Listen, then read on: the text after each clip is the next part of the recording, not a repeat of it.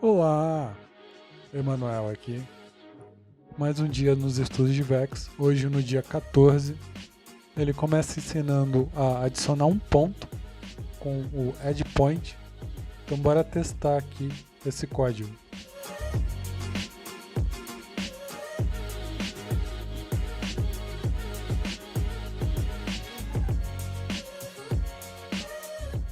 Agora vendo aqui, a gente tem um ponto logo acima do plano. E ele fala para a gente lembrar que o Node Wrangler ele roda para cada ponto. Isso quer dizer que ele não só adicionou um ponto, ele criou um ponto para cada ponto do grid. Se a gente for olhar no Houdini, a gente está com 5.000 pontos. Vou esconder aqui 2.500. Então ele duplicou a quantidade de pontos. Aí depois ele fala que existe alguns métodos para a gente evitar essa situação. A primeira é criando um field logo após do Node Wrangler, que ele vai unir todos os pontos sobrepostos, ou criar esse if, e aí ele vai rodar só para o pt num igual a 0, então ele só vai rodar para o primeiro ponto e para os outros ele não vai fazer. Então bora aplicar aqui e ver o resultado.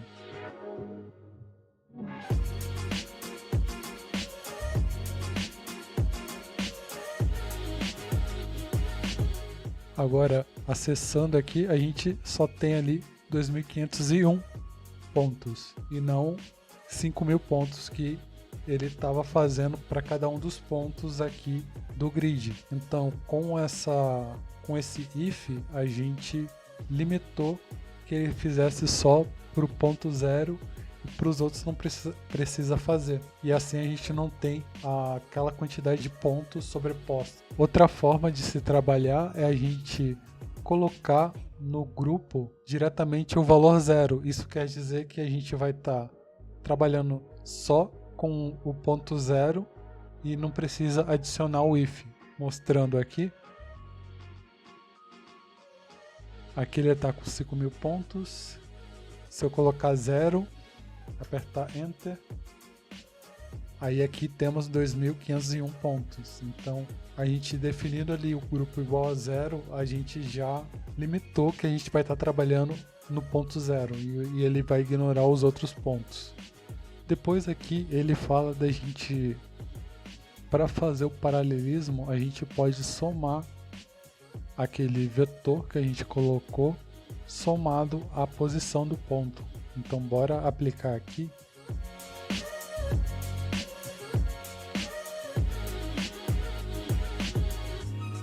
Aqui o add point utilizando a posição do ponto e ele está subindo relativo à posição daquele ponto. Então se a gente ver aqui, ele não está mais centralizado e agora ele está exatamente em cima da posição de cada ponto aqui.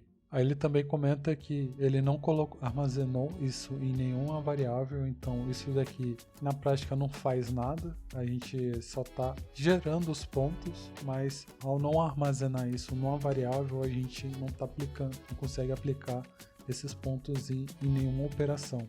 Vale ressaltar que essa função funciona da seguinte maneira.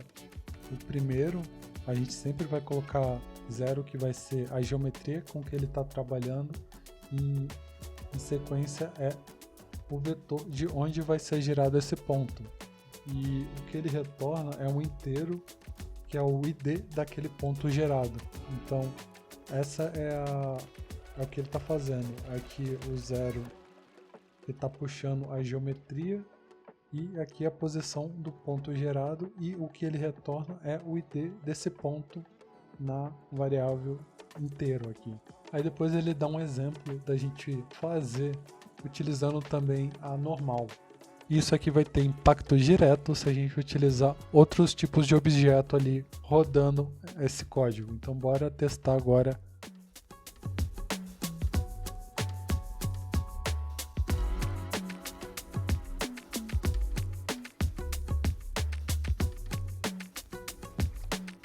Eu fiz um teste aqui sem a normal, a gente só tá jogando todo mundo pro eixo Y aqui. Agora, se a gente somar com a normal vezes um valor, a gente tem ele deslocando 2 unidades para fora aqui do porco. E depois ele faz um exemplo utilizando a interação de loop usando o for para a gente gerar uma sequência de números repetindo 10 vezes a cada ponto. Então bora fazer esse teste.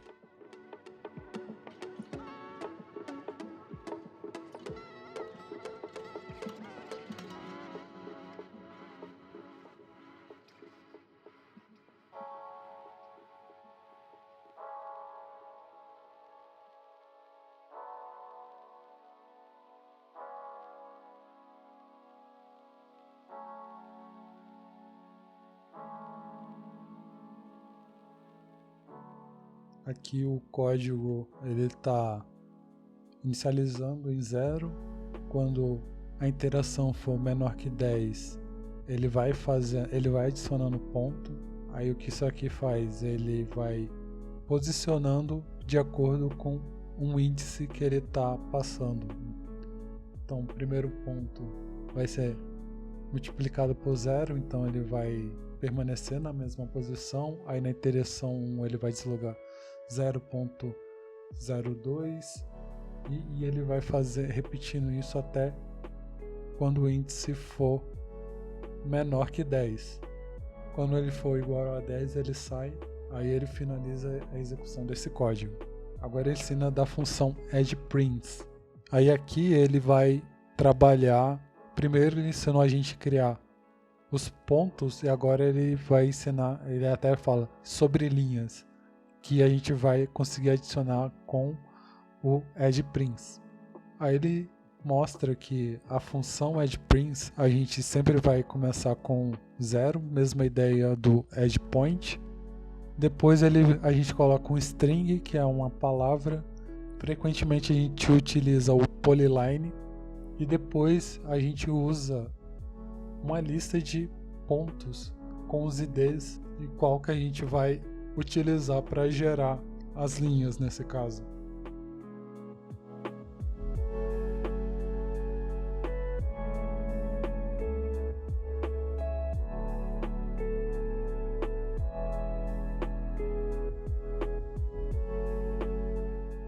Aqui temos aquela situação onde todos os pontos estão ligados a um único ponto. Aí ele mostra aqui, para evitar essa situação, basta a gente somar a posição do ponto com a normal.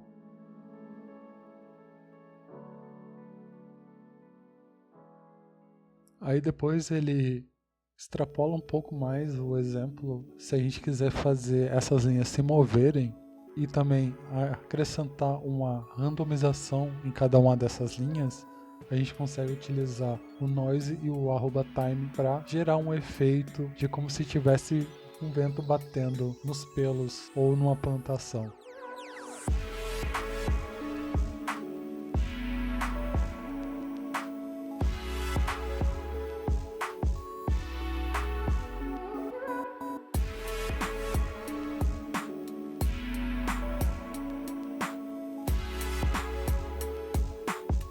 Aí esse código faz a gente gerar essa variação. Então aqui a gente está pegando a normal, o noise que gera a variação aqui, junto com o @time que aplica a animação, e aqui a gente está multiplicando 0.1 só no eixo Y para só afetar esse valor no Y e manter os outros eixos movendo com maior, e o Y a gente diminuiu a escala dessa velocidade da animação no eixo Y.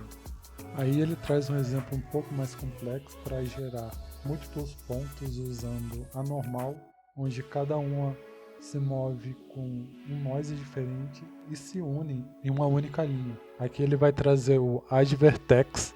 O addVertex funciona da seguinte forma: ele pega o ID das primitivas e o ID dos pontos, independente da ordem que você adicionou, e depois define a ordem das subseções dentro da polyline. Então bora só aplicar o código aqui e ver como ele funciona.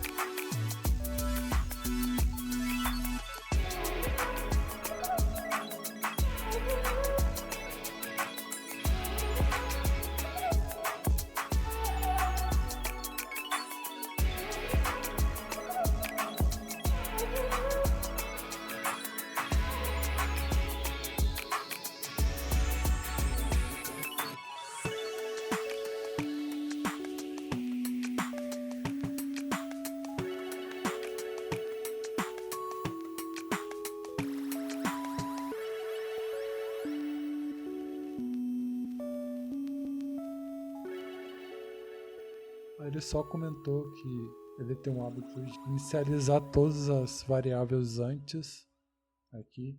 Aí ele começou o código criando uma primitiva vazia, sem nenhum ponto. Aí depois estabeleceu o tamanho do deslocamento e na interação aqui do for, aí ele gerou o offset, que é criado a partir de uma função de noise. Aí pega a posição multiplicando a distância que a gente estabeleceu, mais um offset aqui que vai gerar também a animação dos pelos aqui, vai criar o ponto e vai gerar as primitivas ali ligando cada um dos pontos. Aí aqui depois ele coloca um link, aí ele compartilha essa página aqui explicando o EdgePrim, porque aqui ele tem a lista dos tipos de primitiva que a gente pode trabalhar. A gente está trabalhando com Polyline, mas aqui a gente tem o Poly, Tet, X, Sphere, Circle, Tube, Metaball, Channel. Aí vale dar uma olhada nesse link para entender como essa função funciona e o que ela possibilita a gente criar com essa função. Aí ele ensinou a criar e agora ele ensina a gente remover elementos. Aí ele começa ensinando a gente deletar pontos. É a mesma estrutura do EdgePoint, então bora só testar ali no engine.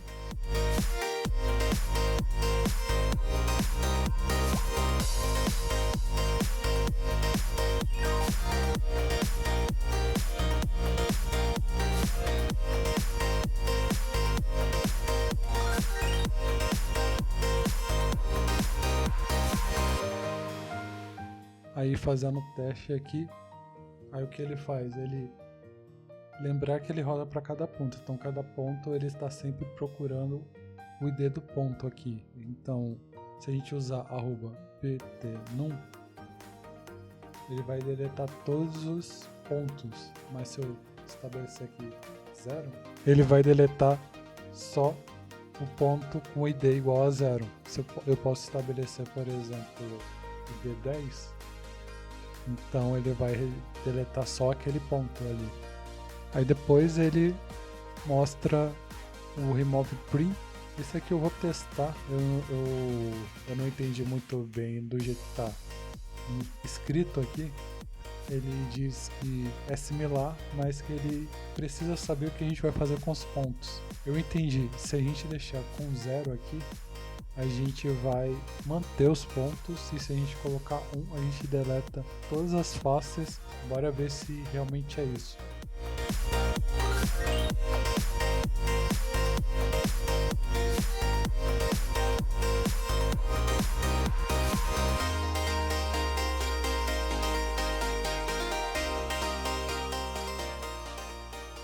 Então é exatamente isso. Se a gente deixa o parâmetro em 0, ele mantém os pontos. Se a gente coloca em 1, ele deleta tudo. Aí ele fala que a aplicação mais útil, utilizando o remove prim, a gente conseguir deletar de maneira randômica. Então bora aplicar esse código.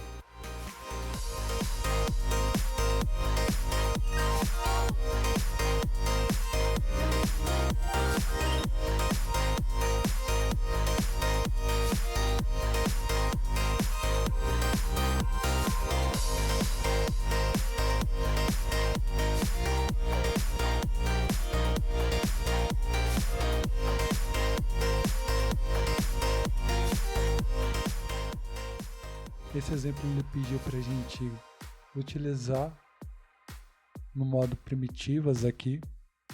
É o que ele está fazendo. Ele está pegando o número do ponto e gerando um número aleatório entre 0 e 1.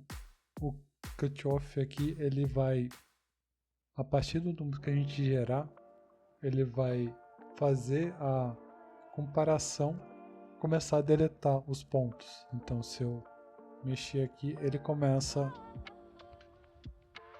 a deletar, e quando ele é igual a 1, quando tiver igual a 1, ele vai remover todos os pontos.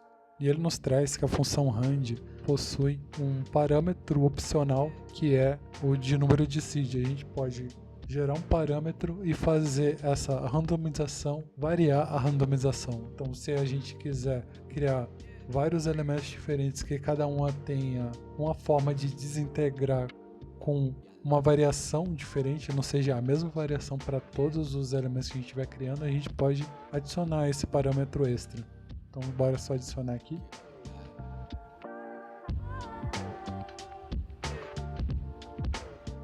Aí eu coloquei um valor aqui, e se eu mexer no seed,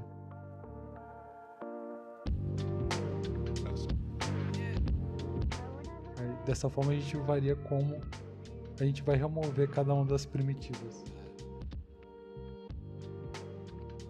Essa parte aqui ele fala que é um bônus, que ele mostra numa situação onde a gente está escaterando pontos numa superfície onde não tem muitos, onde a gente não aplicou o parâmetro relax, e tem situações onde pontos estão muito próximos. Se a gente quiser deletar esses pontos ali para que não tenha sobreposição, aí ele fala que o método correto é a gente utilizar o Node Fuse. Nunca utilizar código se a gente já tem um Node que resolva esse problema.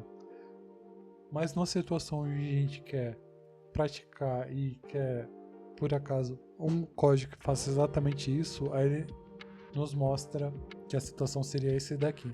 Aqui no Houdini eu vou clicar aqui e eu vou fazer a situação, vou criar um scatter. Aqui na interação do relax eu vou deixar em 0.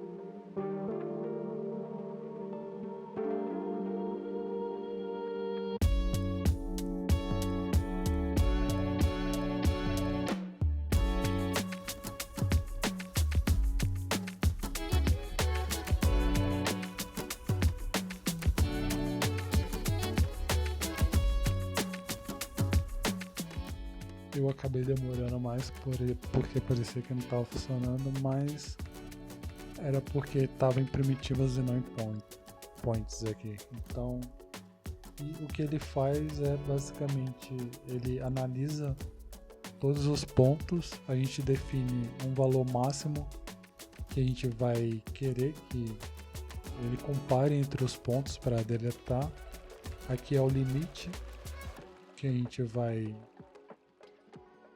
estabelecer entre esses dois pontos.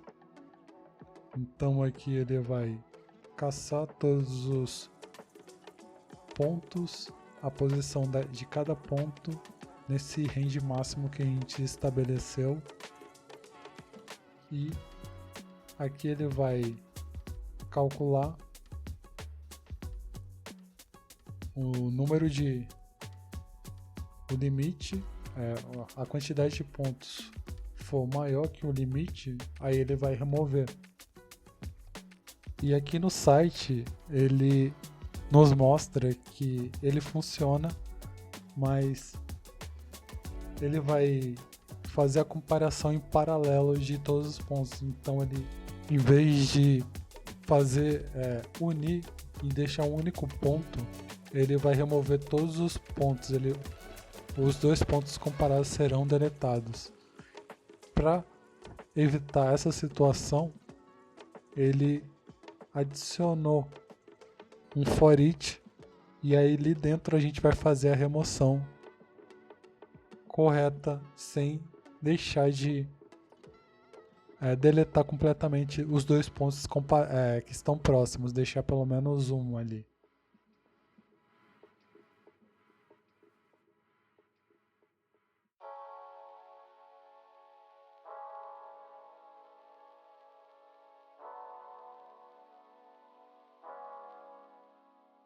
Só de criar essas linhas, a gente percebe que ele voltou com alguns pontos, então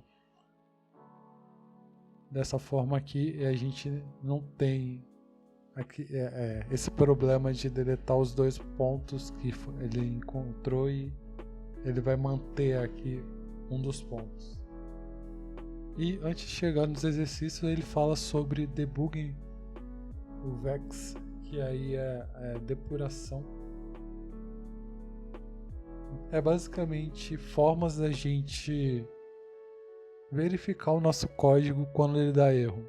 Aí ele fala que em muitas situações a gente não consegue fazer essa correção, esse ajustar,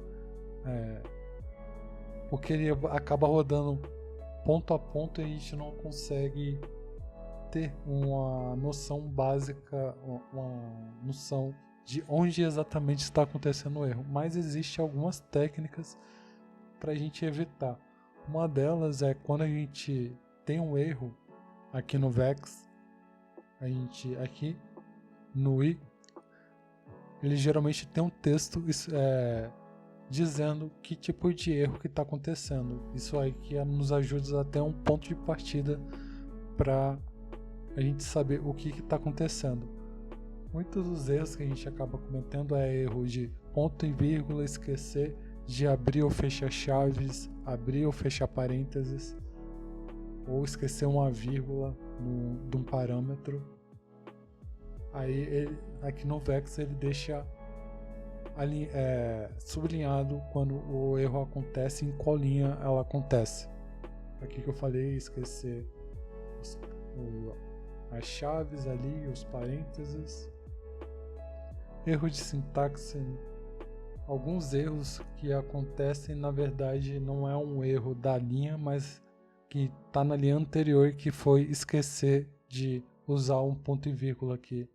Algo que quando a gente programa acaba sem querer esquecendo, e ele acusa ali quando tem esse erro. Eu cometi alguns durante esses estudos aqui. Criar atributos por engano.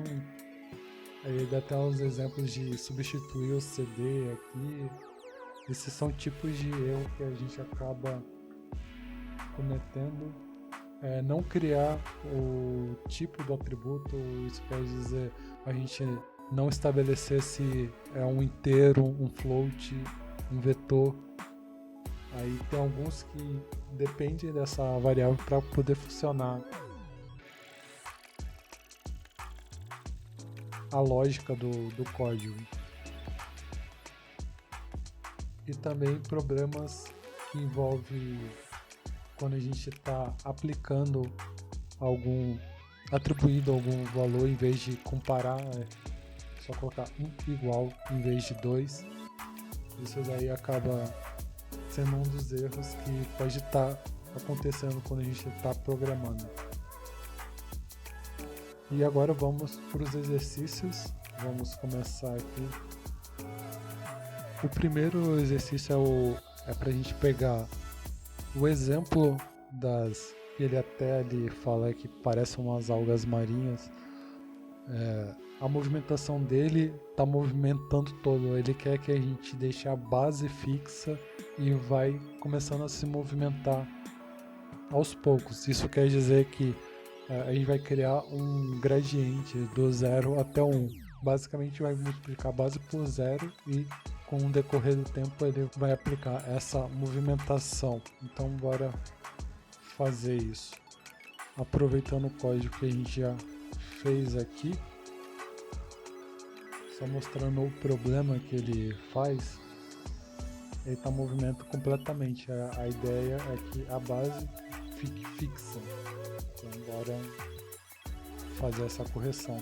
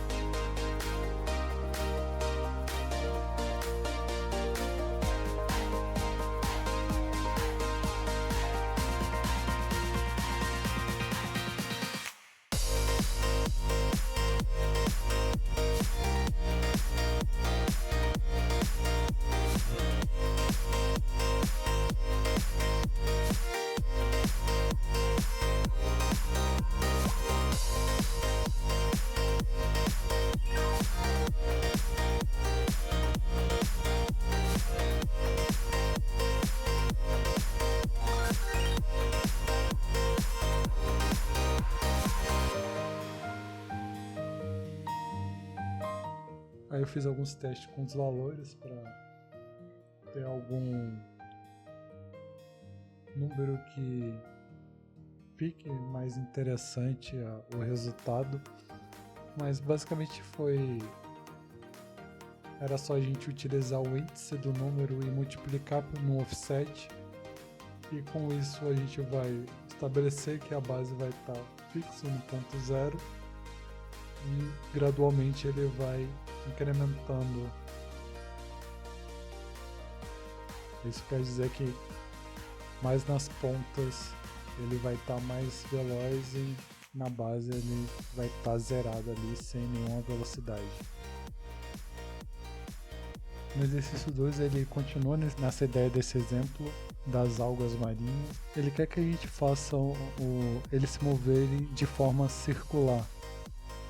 E ele tem a imagem aqui desse GIF e ele deixou a resposta desse exercício abaixo. Então, bora primeiro tentar fazer aqui.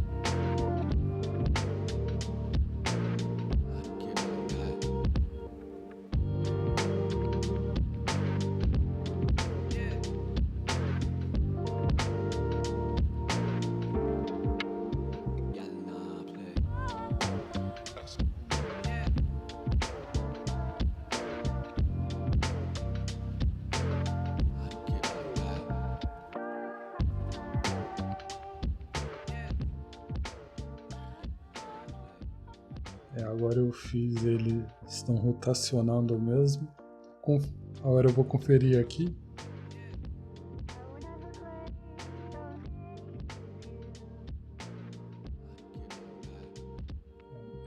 Eu não cheguei no que ele estava. Ele fez um específico para o X, outro para o Z, só que ele colocou Y ali.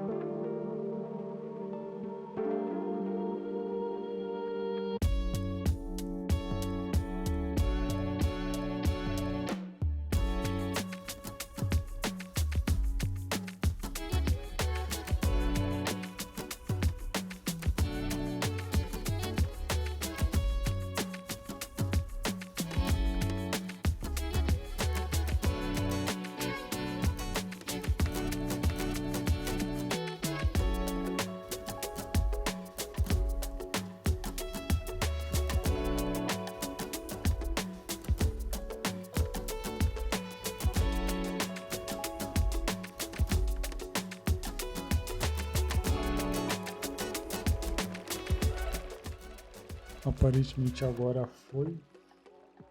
Ele acrescentou um elemento aqui para ser o X e outro para ser o Z, só que um usando o seno e outro cosseno. Aí atribuiu isso aqui no offset e acrescentou aqui na posição dos pontos para cada interação. E depois fez o processo de criar o ponto e depois gerar a primitiva. Agora vamos para o exercício 3. Ele quer que a gente basicamente crie um gradiente aqui, criar da raiz até o topo. Então bora fazer isso aqui.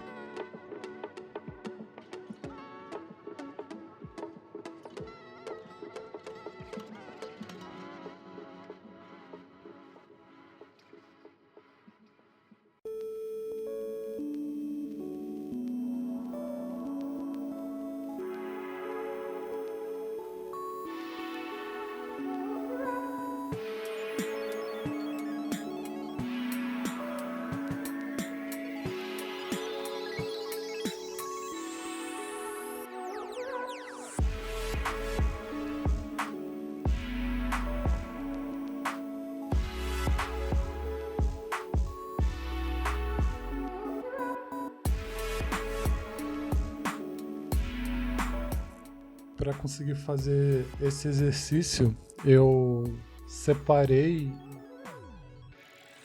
em 2 nodes. O primeiro eu fiz todo o processo aqui que a gente tinha feito nos exercícios e nos exemplos anteriores.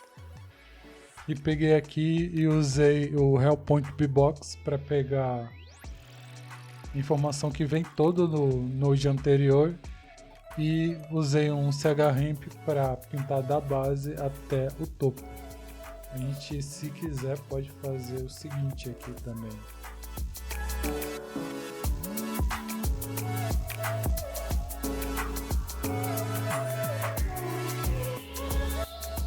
Aí com isso a gente multiplica um valor e a gente tem aqui a variação da base e a gente também pode aumentar aqui, criar esse gradiente da base até o topo. O exercício 4 ele quer que a gente use aquele exemplo de remover as primitivas, no lugar de primitivas, remover pontos agora.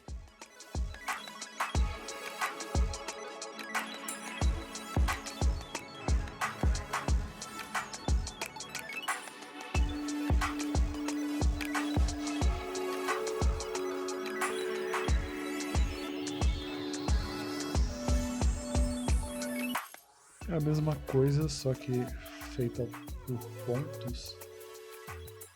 O exercício 5, agora ele retomando mais outro exemplo que a gente viu, agora é aquele da remoção dos pontos duplicados. Aí deu uma dica que dá para fazer isso com um único node antes do Wrangler.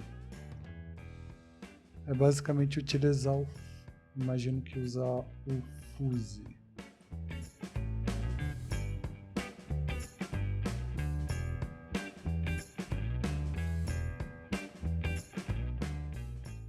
Isso, agora para o exercício 6 agora. Esse aqui ele fala novamente do exercício de deletar com noise e talvez utilizar o tempo para fazer essa remoção. Então bora fazer aqui.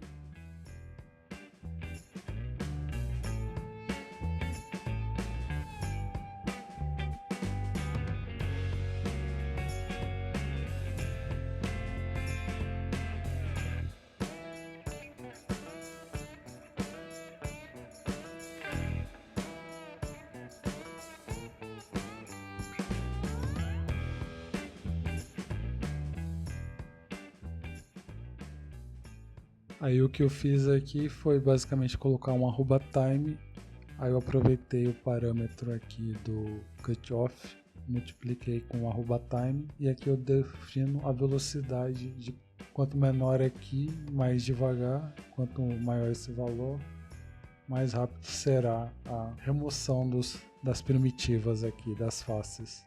E é isso por hoje.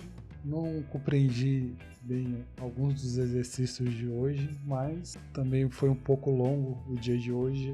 Vou ficando por aqui e até o próximo vídeo.